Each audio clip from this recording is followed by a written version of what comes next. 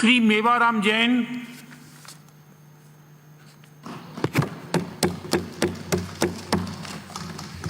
सभापति महोदय, मांग संख्या 42 उद्योग एवं मांग संख्या 11 देवस्थान पर आपने मुझे बोलने का मौका दिया, इसके लिए बहुत बहुत धन्यवाद। मांग संख्या 42 जो उद्योग पर सभी जब भी चर्चा कर रहे थे, एक उद्योग एक अपने आप में ऐसा विषय है कि किसी भी राष्ट्र या प्रदेश का विकास इस उद्योग की वजह से ही आगे बढ़ता है। उदाहरण के तौर पर मैं कहना चाहूँगा, बाड़मेर आज से 15 साल पहले काले पानी के नाम से जाना जाता था कि बाड़मेर किसी भी अधिकारी या कर्मचारी की अगर यहाँ से कोई पोस्टिंग करनी थी या यहाँ से किसी तरह से निकलना था तो इसको काले पानी की सज़ा दे दो, बाड़मेर भेजो। अब मैं कहना चाहूँगा कि बाड़मेर वही बाड़मेर आज जहाँ तेल के अथाक भंडार, गैस के अथाक भंडार,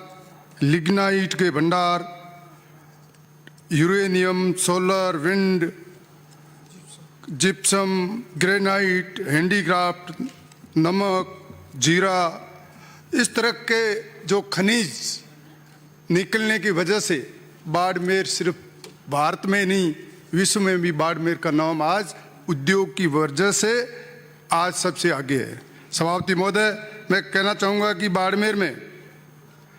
और करीबन कहना चाहूँगा कि मेरी विधानसभा में जो तेल निकल रहा है 80% बाड़मेर विधानसभा में वो तेल और ऑयल निकल रहा है। सभापति महोदय, और इसके साथ साथ लिग्नाइट के अथाक भंडार है, पावर प्लांट है और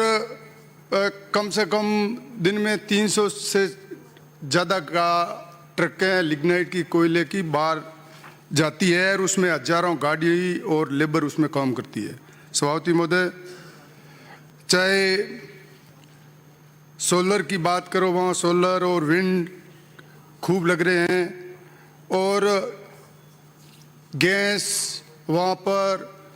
जिप्सम वहाँ पर, और जो कपड़े का उद्योग की बात कर रहे हैं, बाड़मेर, पाली, जोधपुर, इस एरिया में मेरे से पूर्व वक्ताओं ने भी बात कही, ये छोटे छोटे उद्योग है जिसमें कसिंदा है, चाहे हैंडीक्राफ्ट है, ये जो जितने भी उद्योग है इसकी वजह से बाड़मेर जाना जाता है। सभापति महोदय, मैं निवेदन करना चाहूँगा, हमारे लोकप्रिय मुख्यमंत्री जी जिन्होंने और हमारे मंत्री जी यहाँ विराजमान है, इनकी इच्छा शक्ति है कि किस तरह से राजस्थान को उद्योग में किस तरह से सबसे प्रथम लाएं और लोगों को रोजगार मिले, उद्योग किस तरह से आगे ज़्यादा से ज़्यादा बढ़े और बाहर से लोग यहाँ उद्योग लगाने के लिए आए, उनको सारी फैसिलिटी देने के लिए राजस्थान सरकार के और हमारे लोकप्रिय मुख्यमंत्री जी ने अभी घोषणा भी की है, जिसमें 64 उपखंड जहाँ उद्योग विकसित करने की भी घोषणा की और बाकी काफ़ी क्षेत्र है जहाँ ब्लॉकों पर उद्योग खोलने की भी घोषणा की। सभापति महोदय, मैं निवेदन करना चाहूँगा कि रिफाइनरी के बारे में भी भाई मदन जी भी बोल रहे थे कि कितनी मेहनत के बाद देर आए तो ही दुरुस्त आए। रिफाइनरी का कार्य आज से 5 साल पहले शुरू हो जाना चाहिए था, परंतु उसमें राजनीति होकर और देरी जरूर हुई, उसकी वजह से काफ़ी नुकसान राजस्थान को हुआ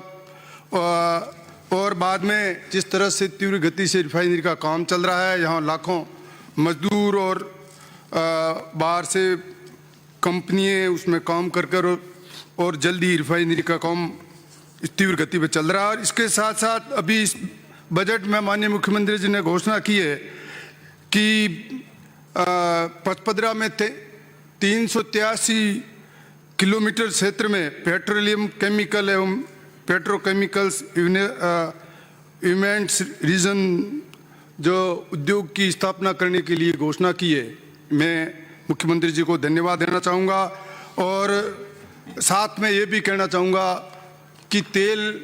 80% बाड़मेर तहसील में बाड़मेर विधानसभा क्षेत्र में और रिफाइनरी पचपदरा में लग रही है, बहुत खुशी की बात है। पर जो ये उद्योग लग रहे हैं इसके अंदर मैं चाहूँगा कि बाड़मेर के अंदर उत्तलाई और जाड़ीपा के बीच में सरकारी ज़मीन है और वहाँ एक रिको का एरिया डेवलप हो और पास में ये सारा तेल और खनिज सारा वहीं है, उस एरिया में एक रिको एरिया डेवलप किया जाए। सरकारी ज़मीन भी है और वहाँ के लोगों को फ़ायदा मिले, वहाँ के मजदूर और छोटे मोटे जो उद्योग लगाना चाह रहे हैं उनको उनके लिए ये इस जगह एक रिको एरिया डेवलप करें। मैं माननीय सभापति महोदय, हमारे मंत्री जी बहुत जुझारू भी है, हमारी बहन जो उनकी दिन में इच्छा शक्ति है, हमारे मुख्यमंत्री जी चाहते हैं कि हमारे इस एरिया का कैसे विकास हो, कैसे राजस्थान आगे बढ़े।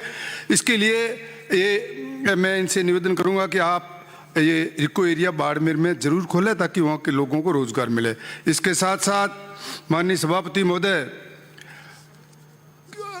जो CSR फंड है, CSR फंड बाड़मेर में इतना लिग्नाइट है, उसकी माइनिंग है, इतना तेल और गैस और इसकी माइनिंग है, इसकी रॉयल्टी है। और वो CSR फंड जहाँ अब सभी बात कर रहे थे कि जहाँ जिस क्षेत्र में जो माइनिंग या रॉयल्टी जो मिलती है उस क्षेत्र में खर्च होना चाहिए। तो मैं निवेदन करना चाहूँगा कि इस और हमारे मुख्यमंत्री जी, सरकार और मंत्री जी से कहना चाहूँगा कि इस एरिया को प्राथमिकता दे कि जहाँ ये जो रॉयल्टी मिले उस एरिया में ज़्यादा विकास हो। यह मैं निवेदन करना चाहूँगा। सभापति महोदय, यहाँ छोटी जितने भी कपड़े की और ये जो इंडस्ट्रीज है कैसे आगे बढ़े, चाहे हैंडीक्राफ्ट हो, चाहे हमारे यहाँ चदरा प्रिंट है, चाहे अन्य छोटी इंडस्ट्रीज़ को अपन कैसे आगे बढ़ाएं, उनके सामने किस तरह की प्रदूषण है, किस तरह से आज हालांकि राजस्थान सरकार उसके लिए खूब रियायतें भी दी है। 7 साल तक किसी की ज़मीन पर कोई किसी तरह का कन्वर्सन वगैरह कोई कुछ नहीं करना, कोई चेक नहीं करेगा। पानी, बिजली, सड़क की सारी व्यवस्थाओं की बात सरकार कर रही है और चाहते हैं कि हमारे यहाँ ज़्यादा से ज़्यादा उद्योग लगे, ये हमारे सरकार की मंशा है। मैं इस मौके पर निवेदन करना चाहूँगा, एक बाड़मेर में इसके साथ साथ नमक, एक तो रेडाना में और बाखासर जहाँ नमक खूब वहाँ हो सकता है, वहाँ एरिया डेवलप कर और उद्योग लगे ताकि वहाँ हजारों लोगों को रोजगार भी मिलेगा और नमक अच्छी गुणवत्ता का वहाँ मिलेगा। माननीय सभापति महोदय, मैं निवेदन करना चाहूँगा कि एक इन पर बाड़मेर में जीरो मंडी की घोषणा हुई थी करीबन 7 साल पहले, परंतु अभी तक एक प्लॉट भी अलॉटमेंट भी हो गए, किसी कारण वो अभी लग नहीं पा रही, जिससे हजारों काफ़ी उसमें मजदूर, व्यापारी, छोटे जो उद्योग जो लगाना चाह रहे हैं वो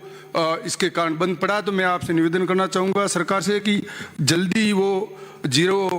कृषि मंडी शुरू हो ताकि लोगों को रोजगार मिले। और एक अभी यूजर चार्ज जो लगाया है उसकी वजह से कृषि मंडियों का व्यापार पूरा चौपट हो रहा है, व्यापारी और मजदूर सारे उसमें प्रभावित हो रहे हैं। मेरा निवेदन है यूजर चार्ज को बिल्कुल खत्म करें या फिर लगे तो पूरे सभी पे लगे ताकि ये कृषि मंडियां खत्म नहीं हो। अभी केंद्र सरकार के जो विशेष जो लाए थे कानून वो भी निरस्त हो गए, तो इससे वो भी अब प्रभावित नहीं हो रहे। इसलिए यूजर चार्ज इसको खत्म करावे ताकि कृषि मंडियों में वापस व्यापारियों को दिक्कत नहीं हो। ये भी मैं निवेदन करना चाहूँगा। सभापति महोदय, मैं निवेदन करना चाहूँगा कि आज देवस्थान पर भी चर्चा हो रही है और हमारा प्रदेश, हमारे बाड़मेर जिले में चाहे चोटन में वीरयात्रा माता का मंदिर हो, नाकोड़ा जी का मंदिर हो, रानी भटियाणी जी का मंदिर हो, खेड़ का मंदिर हो और चोटन में सुइया धाम हो, ईश्वरदास जी का मंदिर हो, ये सारे एक आस्था के बहुत केंद्र है। इसमें मैं निवेदन करना चाहूँगा कि सुइया धाम जहाँ साल में जो भरा जाता है मेला, वहाँ 24 ही घंटा 12 मास झरना चालू रहता है। वहाँ पर एक रात में 20 लाख लोग दर्शन करने वहाँ जब मेला भरा जाता है, तो इतनी भीड़ और इतनी आस्था का प्रतीक है। वहाँ पर व्यवस्था नाम की कोई चीज़ नहीं है। इसलिए मैं निवेदन करना चाहूँगा कि सभापति महोदय इस जगह इसमें डेवलप करें, ताकि कोई वहाँ लोगों को उस मंदिर में दर्शन करने आने जाने में तकलीफ नहीं हो। वहाँ रोड बने, रेलिंग लगे और व्यवस्था हो। उसके लिए कम से कम 5 करोड़ रुपए सैंक्शन हो, ताकि ये बहुत ही बड़ा आस्था का प्रतीक ये धाम है, ये अच्छी तरह से डेवलप हो। और एक वीरात्रा माता का मंदिर है, वहाँ पर रोड हजारों श्रद्धालु आते जाते हैं। रोड टूटी हुई है, उसको नवीनीकरण कराएं ताकि वो रोड ठीक हो सके। और एक संत ईश्वरदास जी धाम का मंदिर है, वहाँ पहले पैरानामा बनाने के लिए घोषणा भी हो चुकी थी। तो मैं सभापति महोदय मैं कहना चाहूँगा कि वहाँ पर ज़मीन भी अलॉटमेंट हो चुकी है। पहले कहा भी था कि इस जगह हम बना देंगे, तो उसके लिए आप इसमें फंड्स की घोषणा करवाएं ताकि वो ये इस मंदिर का पैरानामा बन सके। मैं इस मौके पर सभापति महोदय यही कहना चाहूँगा कि जिस तरह से हमारे मुख्यमंत्री जी चाहते हैं कि राजस्थान का किस तरह से विकास हो, यहाँ के लोगों को रोजगार मिले, यहाँ के इंडस्ट्रीज कैसे आगे बढ़े। और इसमें ये भी सभापति महोदय कहना चाहूँगा कि इंडस्ट्रीज के अंदर और ये जो जितना भी तेल है, गैस है, चाहे रिफाइनरी है, यहाँ के लोकल लोग हैं जिनकी ज़मीनें गई है, उन लोगों को यहाँ रोज़गार दे। प्राथमिकता से ये लोग बाहर से लाते हैं, तो कम से कम वहाँ के लोगों को प्राथमिकता से जितने भी लेबर है, चाहे मजदूर है, चाहे इंजीनियर है, वहाँ के लोकल व्हीकल्स है, और वहाँ के लोगों को काम भी मिले ताकि वो इसका फ़ायदा उठा सके। अंत में सभापति महोदय आपको मुझे बोलने का दिया, इसके लिए बहुत बहुत धन्यवाद। और मैं चाहूँगा कि माननीय हमारी मंत्री महोदय जिन्होंने घोषणा की है कि मैं हर जिले में जाऊंगी, सभी अधिकारियों को साथ में ले जाऊंगी, वहाँ जो समस्या है उसका हाथों हाथ समाधान कराऊंगी। इसलिए माननीय मंत्री जी को भी बहुत बहुत